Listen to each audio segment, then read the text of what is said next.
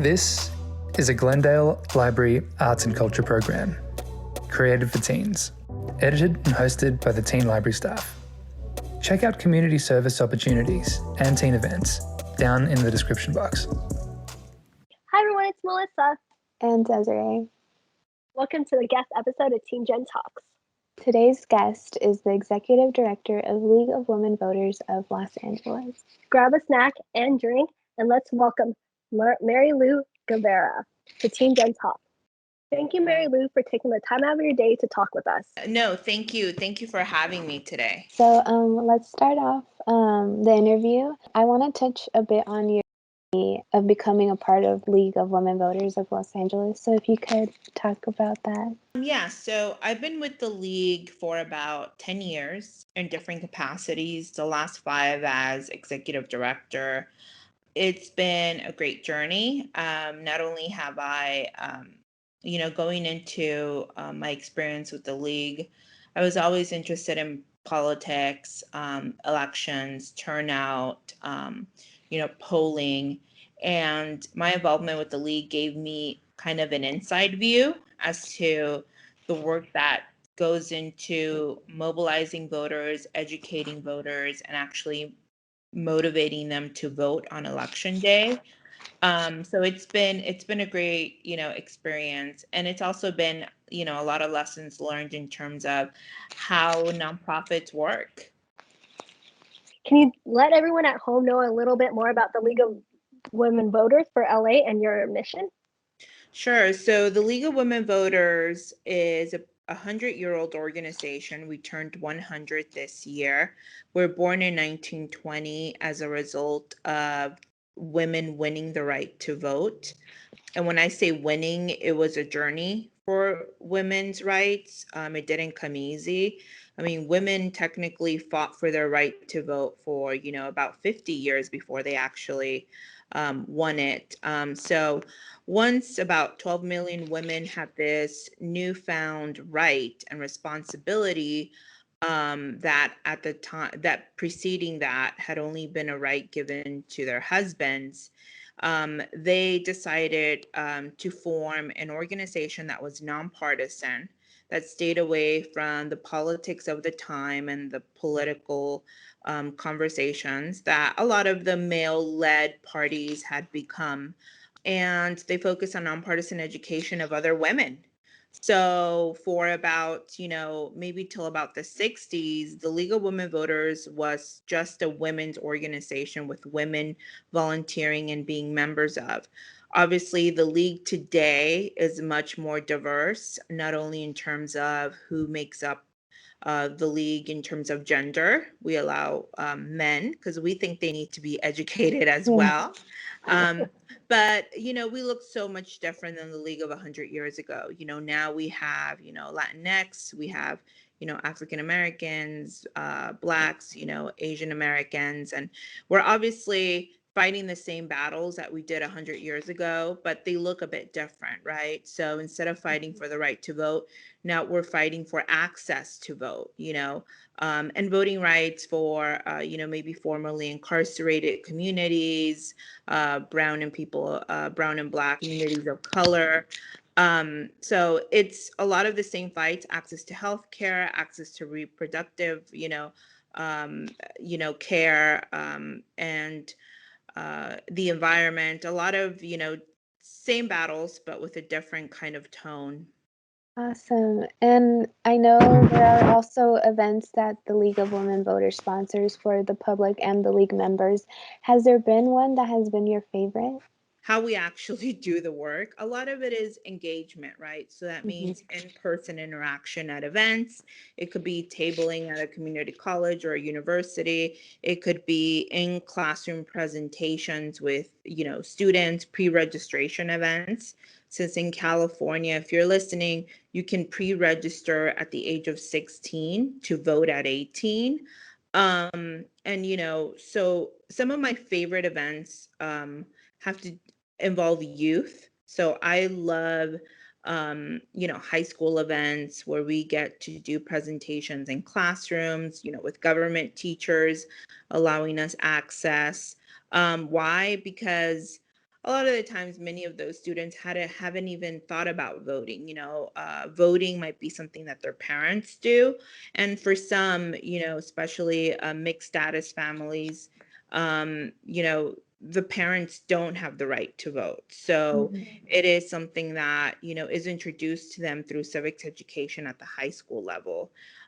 So those are some of my favorite events. I think another component that I enjoy in terms of events that don't involve youth are the events that we do at detention centers and at county detention centers with a lot of the families that are visiting people that are behind bars. So that those provides a profound and emotional satisfaction because it can be a very dark period for a lot of those families when they go visit their loved ones. And during election time, if we can give them some information and empower them about their voting rights, that's great. So you talked a little bit about the pre-registering at 16, vote at 18. What are your thoughts about it? And like, are there any pros and cons of it?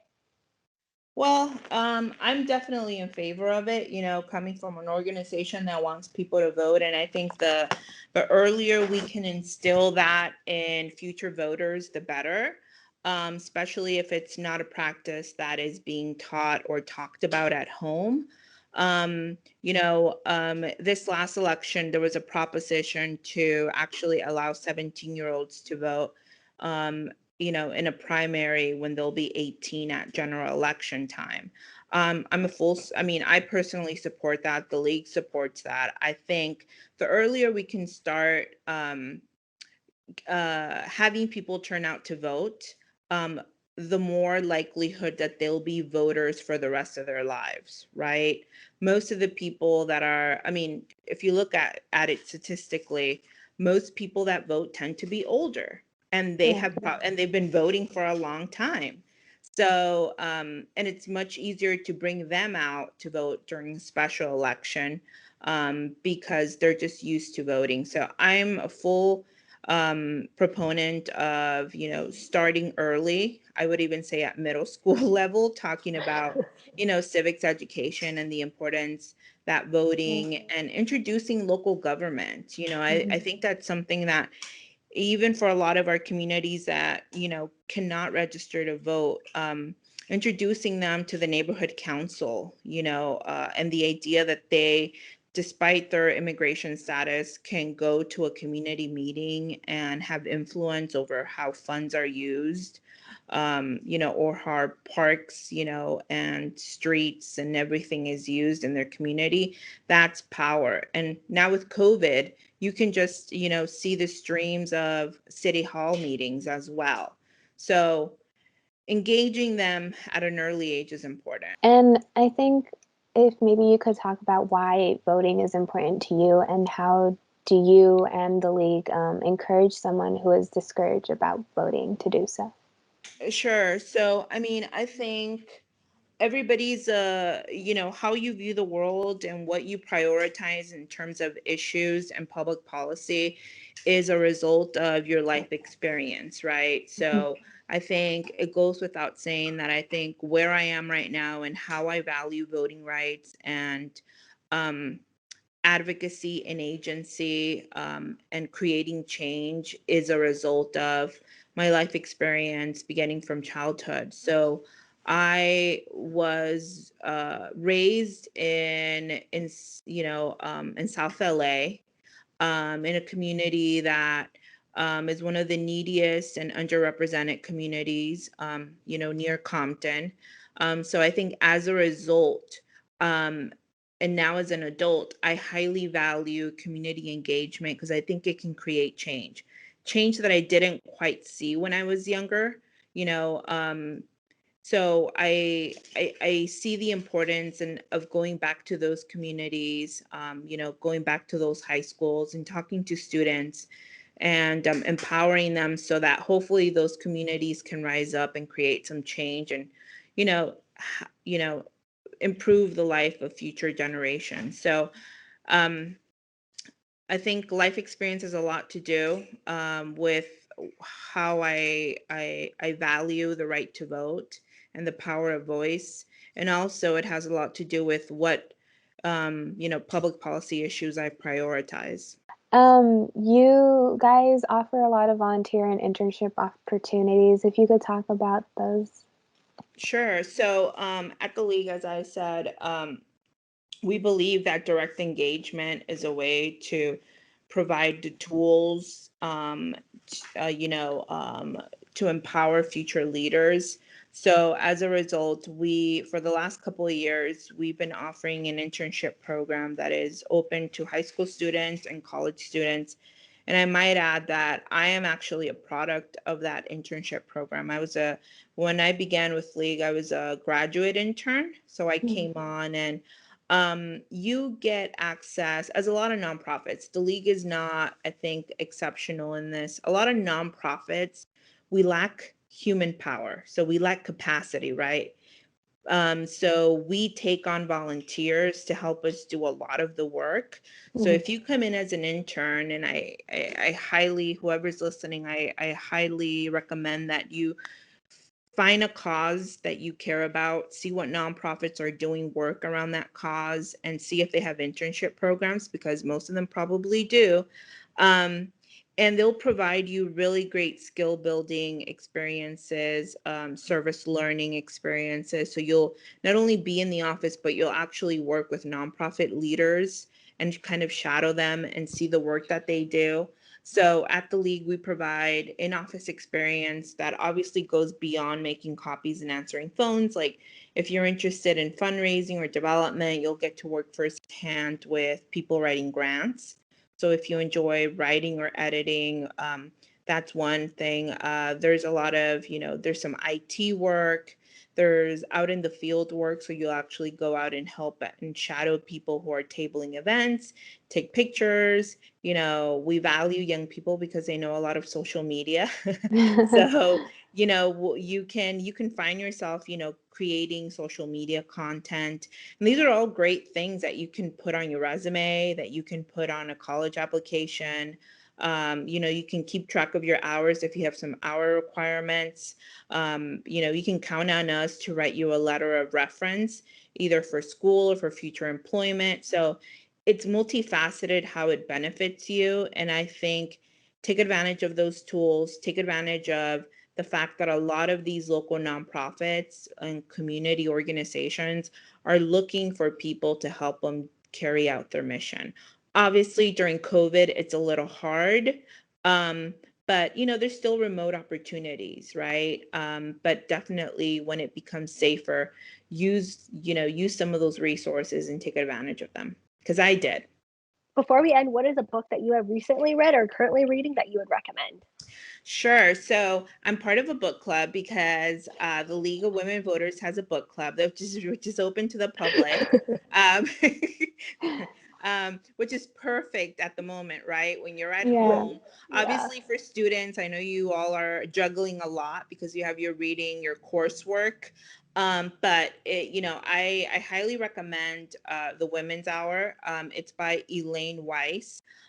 She's a great author. She wrote a book. It's about 400 pages, and it's a book that follows a couple of the suffragists in the 1920s and in their journey. It's very dense, but you see the players and you see a lot of what they faced. And I think it does a really great work at showing you some of the challenges and just the struggles that these women went through. I just finished reading it, and I think it's great. My next book coming up, and I just received it in the mail yesterday, is the book by Barack Obama. So I'm really looking forward to reading that, his memoir. So yeah. Thank you so much, Marilu. We learned a lot about you. Thank you for taking that time every day to talk with us. Can you let everyone at home know about any upcoming projects and where they can connect with you?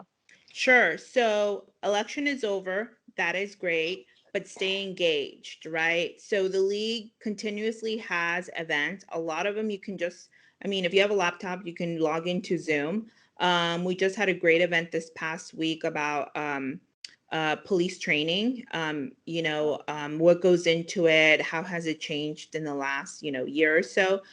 We have a lot of great events coming up about different issues. I would say bookmark the League of Women Voters of Los Angeles website. So that's lwvlosangeles.org. Los Angeles is spelled out. You can go to the calendar, look at what upcoming events are coming. We usually have a public policy conversation every month. So that's a great way to kind of stay engaged. We put a lot of content on our website. Follow us on social media. We have the same tag on every single platform, which is at LWV Los Angeles, spelled out all together. And you can follow us. We try to put up pictures as much as we can. But you can definitely find out about events on there, engage with us.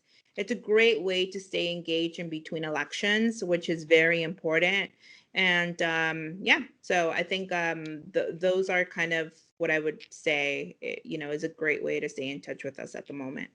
Awesome. Well, thank you so much again for your time. This was great. And I hope you have a lovely day. And thank you so much. Yes, thank you so much. Thank you both for your time. Please stay healthy. Please stay engaged. Bye. Hi, everyone. It's Desiree again. And Melissa. Did you enjoy this episode? I'm sure you did. Then please make sure to give this video a like, subscribe, and turn on post notifications for this channel. Check out the teen content video playlist here and our latest Teen Gen episode here. Thanks. Bye. Bye.